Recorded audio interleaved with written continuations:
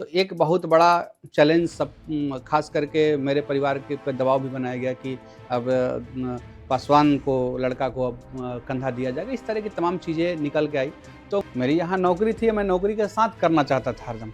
लेकिन दुर्भाग्य से मेरा 1 साल के अंदर ही मैं जब सीओ रहा, उसी में मेरा ट्रांसफ़र हो गया। तब मैं अपने घर परिवार से लोगों से बात किया कि क्या होना चाहिए, तो उन्हें भी लगा कि नहीं, ये जो नौकरी से ज़्यादा मैं अपना जो इंटरेस्ट है वो ज़्यादा नेचर विलेज में दिखा। अधिकतर जो प्रशासन था वो मुझे मदद भी करता था इस चीज़ को करने में। लेकिन बाद में थोड़ा लोगों को अलग-अलग चीज़ों से पॉपुलैरिटी हो रहा है, ये सब थोड़ा-सा नकारात्मक चीज़ें आने लगी। तो हमको लगा कि इंडिपेंडेंट काम करना ज़्यादा बेहतर है। अभी देखिए, एक बहुत बड़ा प्लेटफ़ॉर्म है। वैसे लोग कभी भी बीपीएससी की तैयारी नहीं करें जिनमें जनमानस के सेवा का भाव नहीं है।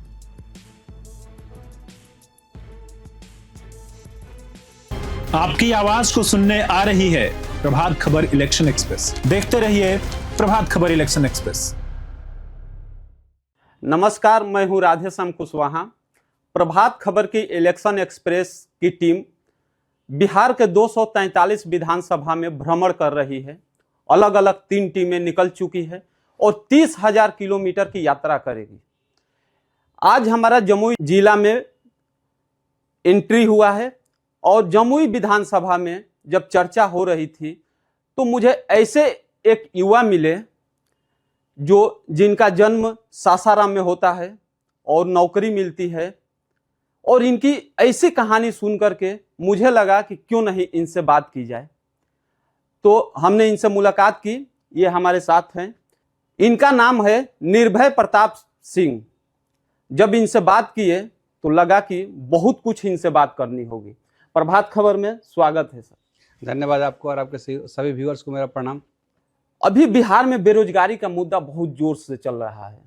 युवा पढ़ाई कर रहे हैं, तैयारी कर रहे हैं, और आप नौकरी पाकर के भी नौकरी छोड़ने का मन बना लिए हैं। क्या है इसके पीछे का राज? देखिए, मैं जब यहाँ पर आया था तो सामाजिक चीज़ों में मैं इन्वॉल्व हो गया। नौकरी के साथ साथ अंचल अधिकारी का अपना दायित्व मैं निभाता रहा, और उसके साथ साथ लोगों के बीच में आना जाना, स्वच्छता अभियान, योगा, तमाम अलग अलग मुद्दों से मैं उनके जीवन में समा गया और लगा कि इनके जीवन में एक कई सारी चैलेंजेस है, उसको कैसे दूर किया जाए। तो आप सीईओ पद पे हैं और इसके लिए बीपीएससी का एग्जाम क्वालिफाई करना पड़ा होगा। बीपीएससी मेरा तो जब तैयारी कर रहे होंगे तो काफी उस समय भी कठिन परिश्रम किए होंगे। हाँ, ये बात सही है कि कोई भी एग्ज़ाम, खास करके बीपीएससी और यूपीएससी, मैं यूपीएससी को मेनली टारगेट कर रहा था। मैं यूपीएससी का 3 मेंस भी दिया हूँ और फाइनली उसमें मेरा 6 अटेम्प्ट नहीं हुआ। तब मुझे लगा कि पीसीएस के तरफ मेरा रुझान होना चाहिए, क्योंकि अल्टीमेटली एक जो अपना गोल है समाज सेवा या सोशल सर्विस, वो इस नौकरी के माध्यम से हम लोग बेहतर प्लेटफॉर्म मिलता है। तो ये बीपीएससी में क्वालिफाई किया और मैं राजस्व सेवा में ज्वाइन किया। तो नौकरी मिल गई तो काफी घर पे बजा होगा, खुशी हुई होगी। मेरा शुरू से सोचा कलेक्टर बनना है। और मैं अपने आप को कभी कम्प्रोमाइजिंग स्टेट में मैं नहीं पाया हूँ कि मैं इससे कम बनूंगा।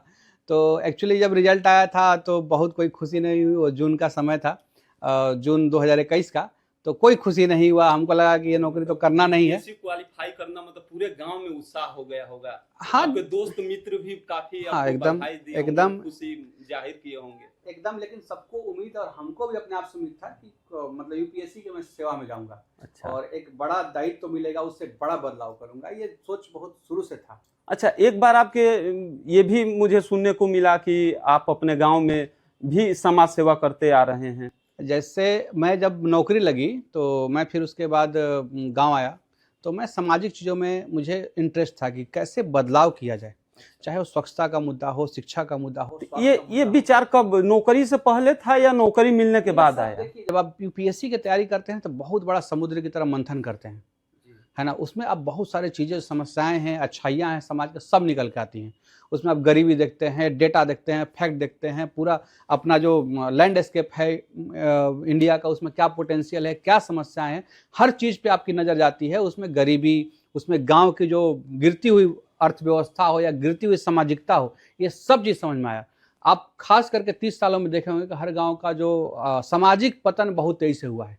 इसके बहुत कारण हुए। एक बार अपने गाँव में दुसाध, मतलब कि पासवान बोलते हैं, तो वो भी उनको कंधा दे दिए थे, तो कैसे लोग काफी आक्रोश आप पे हो गए थे, मतलब गुस्सा जाहिर कर रहे थे, तो ये क्या था मामला? देखिए, अब तो स्वर्गीय हो गए, स्वर्गीय छोटू पासवान जी थे और वो आपके मित्र थे?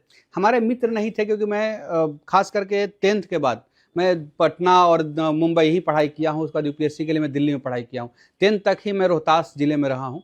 तो उनसे वो सामाजिक थे, ये सब कोई जानता है। जब उनका स्वर्गवास हुआ तो उनका हम लोग अर्थी जब निकला तो मैं उनको कंधा दिया।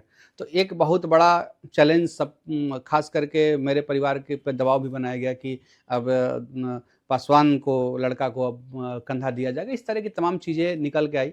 तो मुझे इन सब चीज़ों से बहुत फ़र्क नहीं पड़ा और मैं अनसुना कर दिया, क्योंकि मुझे ये पता था कि मैं तब तक वर्गीस कुरियन जी के जीवन से बहुत इंस्पायर्ड हूँ, जो मिल्कमैन जिनको बोला जाता है, अंबेडकर जी के जीवन से इंस्पायर्ड हूँ, गांधी जी के जीवन से इंस्पायर्ड। मुझे पता था एक दिन ये सब चीज़ें हट जाएंगी और मूल चीज़ें सामने आएगा, और आज वही हुआ। तो घर के भी लोग नाराज थे और जैसे टोला पड़ोसा या पूरे गांव के लोग नाराज? देखिए, घर के लोग नाराज हम ऐसे नहीं कह सकते हैं, लेकिन जब समाज का दबाव बनता है ना, तो सामाजिक प्रेशर एक बहुत बड़ा चीज़ होता है ना। उसमें सब कोई उसमें सामने समाज के सामने झुकना पड़ जाता है। तो कहीं ना कहीं एक दबाव बन गया था। तो आपकी पढ़ाई सरकारी स्कूल में हुई है, मतलब कि ये फैसिलिटी जैसे आज लोग प्राइवेट स्कूल का जैसे जो चलन है, तो इस पे क्या कहेंगे? मतलब देखिए, हमारे पिताजी सरकारी नौकरी में थे और मैं सरकारी स्कूल नहीं, लेकिन जो आप गांव में देखते हैं ना कि बगल के गांव के बगल में जो 25 रुपये फीस होता है, 30 रुपये फीस होता है, जो कोई अफिलिएटेड स्कूल नहीं होता है सीबीएसई और आईसीएसई से, और वही स्कूल का फाइनली टच जो होता है सरकारी स्कूल में ही होता है, एक व्यवस्था बना दिया गया है। तो उस तरह के मैं गांव से स्कूल में पढ़ा हूं, और एस स्कूल उसका नाम था, आदर्श संस्कृत विद्यालय स्कूल। तो बहुत लोकल ही, मतलब अपने गांव के आसपास ही पंचायत में ही पढ़ाई किया हूँ। अच्छा, जब आपको नौकरी मिली होगी तो आपके पिताजी का भी सपना पूरा हुआ होगा, माताजी भी बहुत खुश होंगी, आसपास के लोग, रिश्तेदार, मेहमान सब खुश होंगे। लेकिन एक और जब आपके लाइफ में मोड़ आता है कि नौकरी छोड़ने का मन विचार बना लेते हैं, फिर गांव चले जाते हैं, फिर झाड़ू पकड़ लेते हैं और गांव के सड़क को झाड़ने बहारने लगते हैं, तो लोग आपको किस मतलब कि एंगल से देखते होंगे, क्या सोचते होंगे, उनकी रिएक्शन क्या होगा उस समय? लोगों को बड़ा अजीब लगा कि जब नौकरी मिलता है, कोई भी नौकरी, छोटा बड़ा या किसी भी ग्रेड का, मतलब बिहार में सीईओ का पोस्ट बहुत बड़ा है एकदम। तो लोग चले जाते हैं नौकरी बाहर करने के लिए, और लोग बोला ये नौकरी मिला, गांव में चला है इतना साल से पढ़कर। क्योंकि मेरा मानना है कि जब तक आप आत्मनिर्भर गांव नहीं बनेगा तो बेहतर समाज का निर्माण हम और आप नहीं कर सकते। तो जब नौकरी को लगा कि लोगों को लगने लगा कि छोड़ देगा, तो बहुत एक समस्या हुई कि अरे इसको तो, जब झाड़ू लगाने लगा तो भी लोगों को दिक्कत होने लगी कि अरे अच्छा नौकरी मिला था, मान सम्मान था, अब गांव में घूम करके झाड़ू लगा रहा है। तो उनको थोड़ा स्टेटस के खिलाफ लगा लोगों को। क्या मतलब गांव के लोगों की नाराजगी और उनका मतलब कि स्वभाव जो भी हो आपके प्रति पसंद नहीं आया, तो मतलब सासाराम छोड़कर फिर जमुई के जनता की सेवा करने लगे आप? तो ये क्या कहा जाएगा, मतलब गांव की जनता को छोड़ दिए और जमुई आकर के लोगों की सेवा समाज सेवी के रूप में आप कर रहे हैं? वो मेरा जन्मभूमि है जी। और जब मैं भारत के कई विकसित गांव में मैं भ्रमण किया, जब मैं कई सारे टॉप 20 के गांव में मैं गया, तब मुझे लगा पद का बहुत बड़ा अस्तित्व नहीं है जी, है ना। आदमी का व्यक्तित्व बड़ा होता है। अन्ना हजारे जी खुद सिपाही थे। बहुत सारे जो सरपंच थे जिनको पद्मश्री तक मिला, वो सरपंच मतलब मुखिया जो हम लोग बोलते हैं व्यवस्था में अपनी, ये सब लोग थे। तब हमको लगा कि नहीं, ये जब मुखिया हो करके और ये ऐसा बड़ा काम कर सकते, तो हम तो सीईओ हैं। फिर मुझे अपने नौकरी के प्रति जो मैं बोल रहा था कि कलेक्टर बनना है, ये जो चीज़ें थी ना, इसको ख़त्म हुआ। ये मतलब मेरा जो मानसिक रूप से एक दबाव था कि ये बनेंगे तभी नौकरी करेंगे, वो चीज़ें खत्म हुई और मैं बहुत सहर्ष स्वीकार किया इस सीईओ को, और यहाँ बहुत उत्साह के साथ काम किया, और ये सब कोई पूरा जमुई जानता है। तो एक बार तो आपके मन में आया होगा कि हम सासाराम की मतलब जो भी आपके पिता तुल्य होंगे, वहाँ भाई तुल्य होंगे, जो भी कुछ ना कुछ रिश्ता में लगते ही होंगे सब कोई, और उन्हीं के लिए आप मेहनत कर रहे हैं, उन्हीं के लिए काम कर रहे हैं, और वही आपको रिएक्शन मतलब जब उनका आता होगा तो आपके मन में तो मतलब किस तरह के विचार आता है? आप देखिए, बड़े बड़े जब जो लीडर्स के जीवनी पढ़ेंगे तो आप ये बात समझ जाएंगे कि ये दौर में आपके चीज़ों में हर्डल्स आएंगी। मतलब जैसे आप चलना चालू करेंगे तो आपको परेशानी का सामना झेलना पड़ेगा, सभी को झेलना पड़ा। बिना चुनौती के कोई भी व्यक्ति आगे नहीं बढ़ पाया। अगर आप जितना बड़ा बोझ लीजिएगा उतना बड़ा आपको ढोने की ताकत बढ़ानी पड़ेगी, नहीं तो आप उसके अंदर दब जाइएगा। शादी तो हो गई होगी? हाँ, शादी हो गई है। और तो पत्नी का रिएक्शन कैसा था जब नौकरी छोड़ने के बाद, जब मतलब पहला समाचार आप सुनाए होंगे कि नौकरी मैंने छोड़ रहा हूँ? नहीं, नौकरी मैं शादी से पहले भी छोड़ चुका हूँ एक बार। अच्छा, जब दोबारा मैं मोटिवेट हुआ तो नौकरी मतलब शादी होती है वही आपके ससुर जी देखने आए होंगे आपको, तो वही होगा कि नहीं लड़का सीओ के पद पे है, हाँ, हमारी लड़की किस मतलब शादी किए होंगे, और जब शादी के बाद सुनाए होंगे कि नहीं मैं नौकरी नहीं करूंगा, तब क्या reaction नहीं था? नहीं ऐसा देखिए, एक्चुअली मैं पहली बार नौकरी शादी से पहले छोड़ा, फिर मैं ज्वाइन किया और लगभग हमको लगता है कि 8 महीने के आसपास फिर मेरा शादी हुआ। और ये जो परिवार है जिससे शादी हुआ, मेरी वाइफ है, जो मेरे खास करके फादर इन लॉ है, बहुत इंटेलेक्चुअली साउंड है। वो जानते हैं कि कोई आदमी कुछ छोड़ने की अगर ताकत रखता है तो जरूर उसमें कुछ काबिलियत है। और उनसे मेरी लगातार, एक बिजनेसमैन भी हैं सौभाग्य से, और उनसे लगातार मेरी कम्युनिकेशन आधा घंटा 45 मिनट चला कई इंटेलेक्चुअल चीज़ों पे, सामाजिक मुद्दों पर। और तब जाकर के उन्होंने बोला कि नहीं, एक्चुअली वो शादी किए ही नहीं थे सीईओ से और किसी से, वो एक व्यक्ति से किए थे, एक व्यक्तित्व से किए थे। मतलब समर्थन हाँ, आपका पूरा वहाँ मिलता से है। मुझे कभी भी अपने ससुराल से और मेरी वाइफ से कभी कंप्लेंट नहीं आया। इवन मेरी जो वाइफ हैं वो नेचर विलेज को लेकर काफ़ी डेडिकेटेड भी रहती हैं और समय भी देती हैं। जब भी मैं कोई पूजा हो, कुछ भी हो, या नेचर में कोई कार्यक्रम में मैं बोलता हूँ तो वो एक कंपनी के सीईओ हैं, है ना, सीईओ हैं, फिर भी वो जाती हैं उस कार्यक्रम में। नेचर विलेज क्या है? नेचर विलेज एक पब्लिक ट्रस्ट है, रजिस्टर्ड ट्रस्ट है, जो हम लोग समाज में आत्मनिर्भर गांव कैसे बनाया जाए इसकी परिकल्पना कर रहे हैं। और उसमें हर गांव में हम लोग जा करके बात कर रहे हैं कि अपने गांव का स्वामित्व कैसे लीजिए, अपने गांव को खुद विकसित मिल करके कैसे कीजिए, किसी के भरोसे मत रहिए। नेचर विलेज का जो पूरा प्रोफार्मा बनाए हैं, माने वो क्या मतलब कि किस तरह से आप कब मन में आया, कब आपके दिमाग में आया कि नहीं अब नौकरी नहीं, आपको ये करना चाहिए? जब मैं विकास कैसे हो और होलिस्टिक और कॉम्प्रिहेंसिव विकास कैसे हो, जब इसका मैं मंथन करना चालू किया तो मुझे लगा कि विकास तो गांव में ही हो सकता है, क्योंकि यहाँ पर तो लोग गांव से भाग रहे हैं, अलग अलग परेशानी से पलायन हो रहा है, तमाम तरह की चीज़ें, अपॉर्चुनिटी गांव में खत्म हो रहा है, सामाजिकता भाईचारा गोतिया के नाम पे, जात के नाम पे खत्म हो रहा है। तब हमको लगा कि नहीं, गाँव में काम करना जरूरी है। फिर मैं अन्ना हजारे जी से मिला, कई सारे पद्मश्री लोगों से मिला, तब मेरे दिमाग में ब्लूप्रिंट आया कि कैसे गांव में सहभागिता कराया जाए इस लोकतांत्रिक व्यवस्था में। अर्थदान और श्रमदान, जो हमारा समाज पहले था वो ज़्यादा, अभी आर्थिक रूप से डेवलपमेंट बहुत हो चुका है, आर्थिक रूप से डेवलपमेंट बहुत हुआ है, लेकिन सामाजिक पतन बहुत ज़्यादा हुआ है ना। तो तब हमको समझ आया कि कैसे कैसे एक ब्लूप्रिंट बना करके मैं अभी काम कर रहा हूँ। 2 जिला है आपके पास, सासाराम है वो जन्मस्थली है, ये कर्म और जमुई कर्मस्थली है, तो दोनों के जनता में किस तरह का मतलब कि विचारधारा कहिए या उनकी सोच करिए, आपके जीवन में क्या झलकता है, क्या दिखता है? देखिए, थोड़ा सा जो रोहतास है और ये दोनों जिला पॉलिटिकली साउंड ज़्यादा है, इवन जमुई ज़्यादा पॉलिटिकली ज़्यादा सेंसिटिव है। आप बात करेंगे आर्थिक रूप से तो रोहतास ज़्यादा मजबूत है आर्थिक रूप से, वहाँ पर जो कृषि है ज़्यादा विकसित है यहाँ की तुलना में।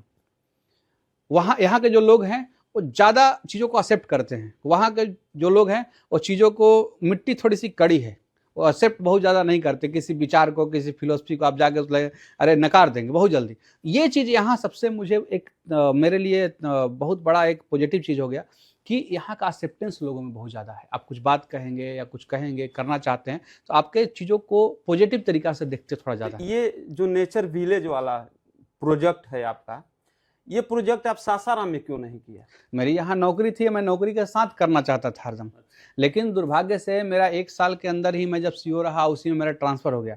तब मैं अपने घर परिवार से लोगों से बात किया कि क्या होना चाहिए, तो उन्हें भी लगा कि नहीं, ये जो नौकरी से ज़्यादा मैं अपना जो इंटरेस्ट है वो ज़्यादा नेचर विलेज में दिखाया। तो बोले कि आपका इंटरेस्ट है तो ठीक है। स्टार्टिंग में जो अधिकतर जो प्रशासन था वो मुझे मदद भी करता था इस चीज़ को करने में, लेकिन बाद में थोड़ा लोगों को अलग अलग चीज़ों से पॉपुलैरिटी हो रहा है, ये सब थोड़ा सा नकारात्मक चीज़ आने लगी, तो हमको लगा कि इंडिपेंडेंट काम करना ज़्यादा बेहतर है। अभी आप समाज सेवा पूरा तन मन धन से कर रहे हैं। हाँ, अगर एकदम, देखा जाए एकदम। अगर आपको राजनीति में मौका मिलेगा जाने के लिए तो क्या आप जाएंगे? देखिए, राजनीति एक बहुत बड़ा प्लेटफॉर्म है, अब बहुत ही अपॉर्चुनिटी है, हम जैसे लोग सही में बहुत कुछ कर सकते हैं, ये मैं दावे के साथ कह सकता हूँ। क्योंकि देखिए, राजनीति में इनोवेटिव माइंड होना बहुत ज़रूरी है।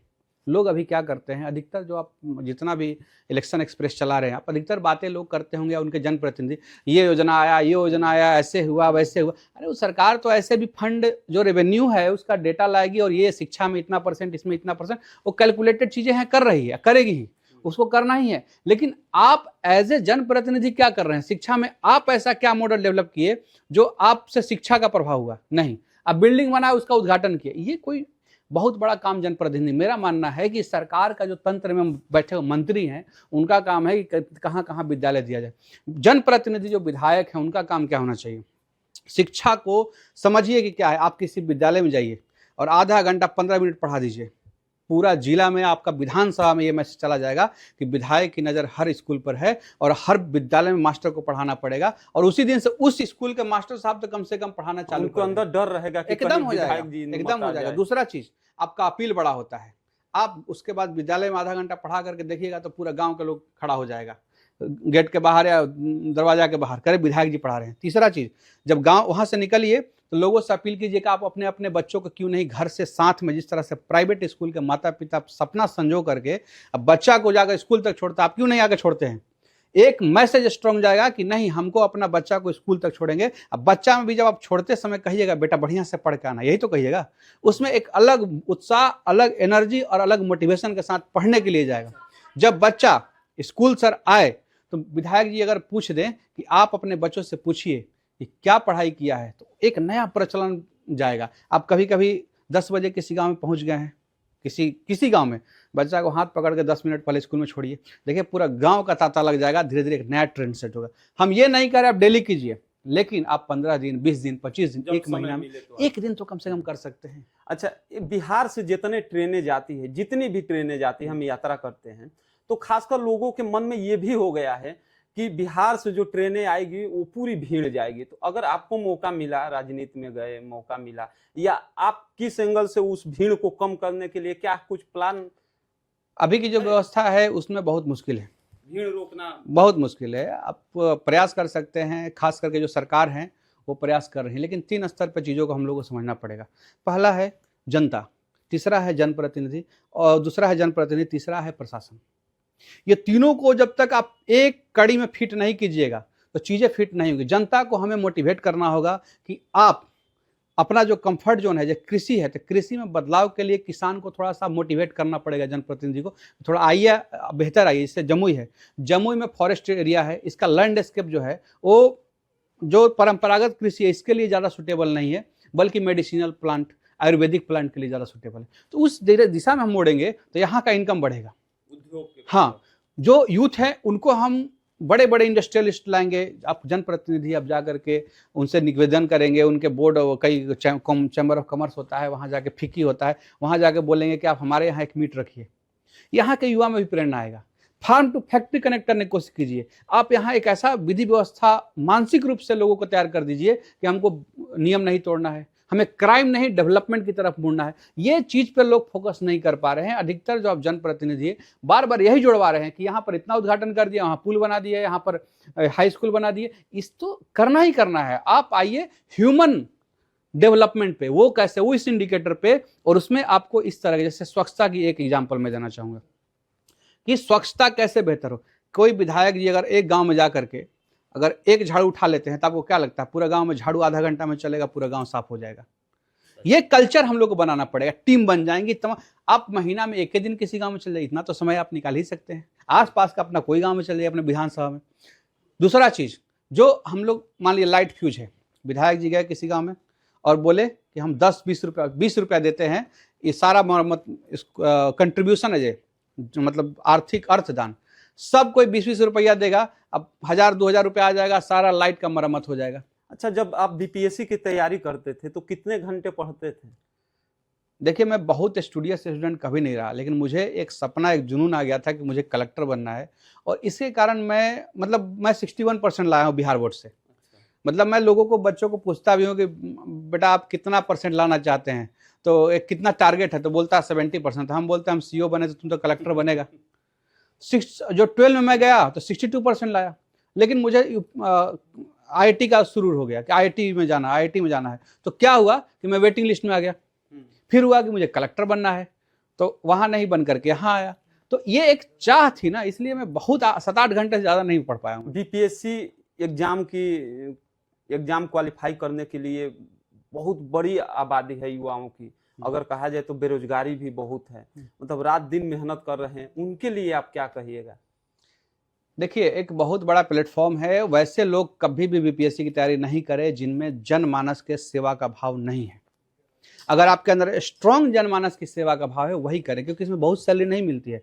मेरी सैलरी 60,000 थी एज ए अंचल अधिकारी, तो आपको ऐसा कोई करोड़ नहीं मिलने वाला। इतना मेहनत करने के बाद 60,000 पर काम करना चाहते हैं, ग्रामीण एरिया में काम करना चाहते हैं, लोगों के लिए काम करना चाहते हैं, और अपना 10 से 5 ही नहीं, अगर सही से आप काम करेंगे, उनके समस्याओं में जब उलझ जाएंगे, आप उसमें घुस जाएंगे, तो आपको 10 कब 6 से आप 10 बजे रात तक हो जाएगा, ये पता नहीं चलेगा। 10 से 5 नहीं, बल्कि 6 से 10 हो जाएगा। गांव में बड़ी आबादी है युवाओं की, जो एक पुलिस बनने के लिए, सरकारी नौकरी पाने के लिए, मतलब दिन रात एकदम, और जैसे नौकरी मिल जाता है तो इतनी खुशी हो जाती है पूरे परिवार, रिश्तेदार, सब कुछ में। और देखिए, तो उनके लिए आप क्या कहेंगे कि मतलब? देखिए, प्रयास तो करना चाहिए, और सरकारी नौकरी में लोगों की एक स्टेबिलिटी है, लेकिन सरकारी नौकरी का एक बहुत बड़ा समस्या ये है कि आपको बहुत सारे बंधन से बांध देता है। जैसे अगर मैं सीओ में जीवन भर रहूँगा, तो सीओ में मैं शायद वो मान सम्मान अभी जो मेरा मिलता है, या मेरी जो पहचान बनी है, शायद मैं कभी नहीं बना पाता। या जो मैं काम अपना, जो माइंडसेट का फ्री माइंडसेट, क्योंकि आप हर चीज़ के दायरा में बंधे हुए, विधि व्यवस्था से लेकर के आपको क्या करना है सब कुछ डिसाइडेड है। अभी मैं फ्री माइंडेड हूँ, अपना जितना भी इनोवेटिव माइंड है मैं लगा सकता हूँ। अगर आपको लगता है कि आप एक बेहतर इनोवेटिव और कर्मठ व्यक्ति हैं, तो हमको नहीं लगता है कि आपको सरकारी सेवा में जाकर कहीं आप काम कर सकते हैं। आप अन्य जगह भी जाकर के बहुत बड़ा काम कर सकते हैं। एक चीज़ और पूछेंगे आपसे कि मतलब आज के समय में लोगों की उम्र भी थोड़ा सा कम होता जा रहा है, खान पान की वजह से कहा जाए, चाहे जो भी, और 40 साल तक लोग सरकारी नौकरी की तैयारी में अपना उम्र खपा दे रहे हैं। 23 साल तक पढ़ाई करते हैं, 23 साल से शुरू कर देते हैं, 20 साल से शुरू करते हैं, और 40 साल तक वो तैयारी ही कर रहे हैं, जो कि पटना में रह करके, दिल्ली में रह करके, अलग अलग शहरों में रह करके। अब उनको कितना समय मिलेगा सेवा करने के लिए? जैसे हमको और आपको, इस समाज और हमारे माता पिता हो गए या जो लोग हो गए, वो ऐसा हम लोग के दिमाग में फिट कर दिया। मैं छात्रों को दोषी नहीं बताऊंगा, लेकिन जो समाज में एक माइंडसेट बना दिया गया सरकारी नौकरी को, कि सरकारी नौकरी मिला भगवान मिल गए, सरकारी नौकरी मिला जीवन सेट हो गया। और सही बात भी है, सरकारी नौकरी में जिस दिन आप आते हैं, अगला दिन से आपके शादी ब्याह के लेके 100 लोग आते हैं, और जिस दिन आप अन्य किसी कॉर्पोरेट में आप जाकर सफल होते हैं, तो उस दिन आपको कोई नहीं आता है, बहुत कोई भीड़ नहीं लगती है। तो एक तरह तरह के मिथ है जिसको हम और आप ब्रेक कर सकते हैं, अपने आने वाले जनरेशन को हम लोग गाइड कर सकते हैं कि ऐसा नहीं है। और अब तो प्राइवेट नौकरी में भी अच्छा सैलरी और अच्छा अपॉर्चुनिटी है, इनोवेशन है। आप खुद स्टार्टअप कीजिए। अगर आपका, बहुत सारे लोग आईआईटी से और सरकारी नौकरी मिलती है तो शादी के लिए ज्यादा बढ़ जाता है डिमांड। हाँ, मतलब इसका तो मैं खुद भी एग्जाम्पल मैं देखा हूँ, और बाकी लोगों को मैं देखा हूँ कि जिस दिन आप कितना भी संपन्न घर में और अच्छा काम कर रहे हैं प्राइवेट सेक्टर में, अपने लिए स्टार्टअप के, आपका बहुत बड़ा हो सकता है, अंबानी बन जाए, अदानी बन जाए, या बहुत टाटा बिरला बन जाए, वैसा सेटअप कर सकते हैं, आपके क्षमता के ऊपर है। लेकिन आपको कोई नहीं पूछेगा। लेकिन जिस दिन स्टेबिलिटी हर किसी को चाहिए, लेकिन स्टेबिलिटी एक तालाब की तरह है।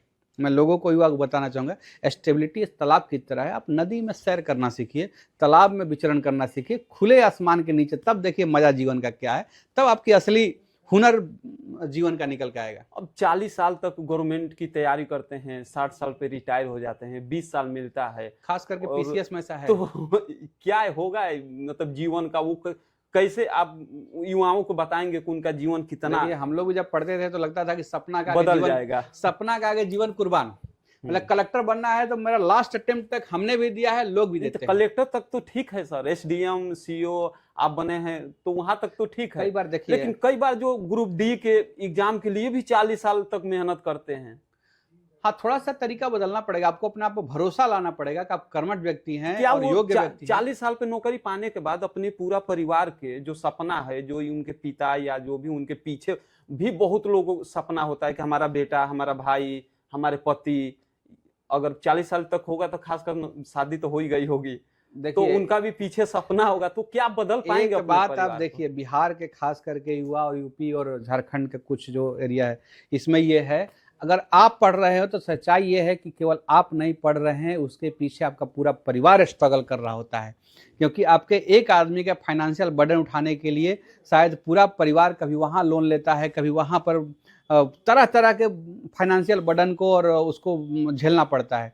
तो ये एक बहुत बड़ी चुनौती है। हमको लगता है कि अब थोड़ा-सा जिस तरह से नया-नया माइंडसेट आ रहा है, सोच आ रहा है युवाओं में और अवेयरनेस बढ़ रहा है, तो चीज़ें बदल रही हैं। अलग-अलग सेक्टर के बारे में यूथ को पहले हम लोग के पास जानकारी ही नहीं थी। गाँव से हम लोग निकले और था कि सरकारी नौकरी। अब लगा कि नहीं, सरकारी नौकरी पाना है तो क्यों ना सबसे बेस्ट में जाएँ, बड़ा सेवा करें लोगों को, इस तरह का मानसिकता था। तो ये चीज़ें अब धीरे-धीरे लग रहा है लोगों को नहीं, ऐसा नहीं, हम अगर उद्योगपति बनते हैं, अगर 1000 लोगों को नौकरी दे पाते हैं, तो 1000 का मतलब है 5000 परिवार के सदस्य को हम चला रहे हैं। अब बहुत बड़ा जनसेवा कर रहे हैं, अब सही में भी कर रहे हैं आप।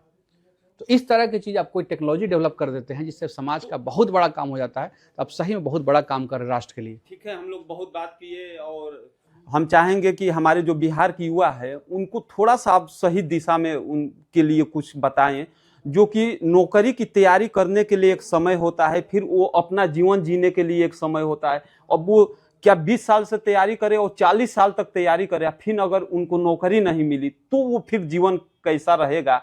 तो हम उन युवाओं के लिए कहेंगे जो कि अपनी पूरी उम्र गुजार रहे हैं, तो क्या अगर उनको लग रहा है कि हम सफल होंगे नहीं होंगे, तो एक समय क्या वो सही समय है जबकि ब्रेक करके अपना दिशा और दशा दोनों को मोड़ना चाहिए। इससे मुझे लगता है कि अधिकतर जो नौकरी की तैयारी होनी चाहिए वो 27-28 तक हो जानी चाहिए। आप 22-23 में नौकरी ग्रेजुएशन कर लेते हैं, क्वालिफिकेशन अधिकतर वही होता है। तो 4-5 साल किसी भी नौकरी के लिए अगर आप मिशन मोड में हैं और ग्रेजुएशन का टाइम ही डिसाइड कर लें आपको करना क्या है, कौन सी नौकरी में जानी है, क्योंकि ये नहीं हुआ तो फिर ये करते, एकदम फोकस होकर जाइए। उसी समय से अपने साथ साथ माइंडसेट को क्लियर रखिए और उस नौकरी को क्रैक कीजिए। नहीं होता है आप निराश मत होइए। जीवन नौकरी तक सीमित नहीं है। ऐसे तमाम जो जीवन में और इस देश में और जो महापुरुष की कैटेगरी में आते हैं, जो इतिहास लिखे हैं, वो कोई बहुत कम लोग हैं जो सरकारी नौकरी से इतिहास लिखे हैं, बहुत कम लोग।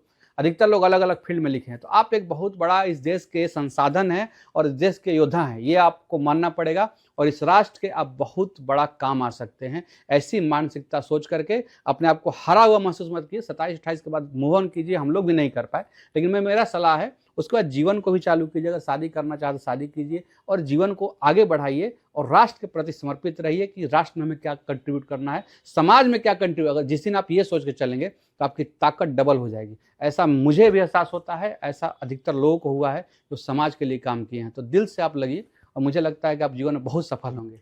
ठीक है, आपसे बात करके जमुई में बहुत अच्छा लगा और आप सासाराम से जमुई में आकर के जमुई के जनता को सेवा कर रहे हैं। फिर कभी मुलाकात हो गए, तब के लिए धन्यवाद। धन्यवाद आपके और आपके सभी व्यूअर्स को मेरा प्रणाम। नमस्कार। प्रभातखबर.com, विश्वास वही, रफ्तार नहीं।